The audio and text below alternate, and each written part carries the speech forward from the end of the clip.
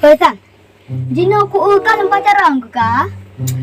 Dasarnya ni long cik mau belong sampai carang belong. Nang ku le.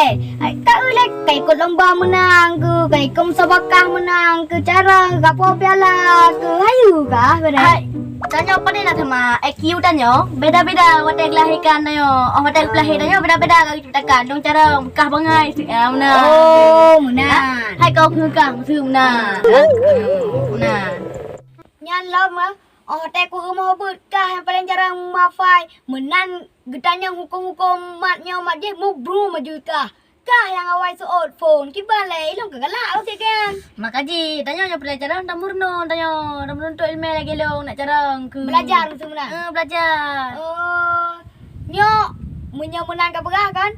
Aci ku tes kau sabo. Aduh, Udahnya hukum sabo. jut jut. Ayo. Nyo si bui dah panggang nah harum. Harum kiban hana harum. Ye, hana harum Ya, baik balik hukum ke? Hana harum. Si bui munya dah panggang hana harum. Ai lo berah. Hai, pak so kan main hukum kalian. Ada nama bui, asyik nyan harum nyan. Oh, kita melihat lagi yang begah lagi. Oh, ilong si kutem munya lagi kan. Munya bui dah panggang hana harum. Harum bui. Bui ada nama kata panggangnya harum. Hana harum. Siapa gak harum? Ika so tunggu begah lagi ga. Pokoknya ilong pokoknya asai ada nama bui munya panggang hana harum. Pujuk anak harum mereka. Sebab bui munya kata panggang hana harum biji. Bui nyan harum bui. Pakah harum ni. Ilong ke begah tunggu. Bui nyan harum. Ika dari ubur kagak balik hukum. Pak so kan main hukum ka. Oh raya kan.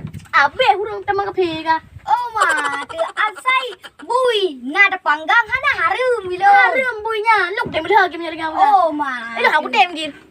Kiban le. Hai bui nyan harum ji. Mereka balik hukum ka. Punya harum mah, punya harum. Ha, bui nyan harum nah. Benar kata pui ka. Oh le. Jiduk le. Nyo munya nak tapeglah hukumnya kan jiduk le. Tahu pegang apa?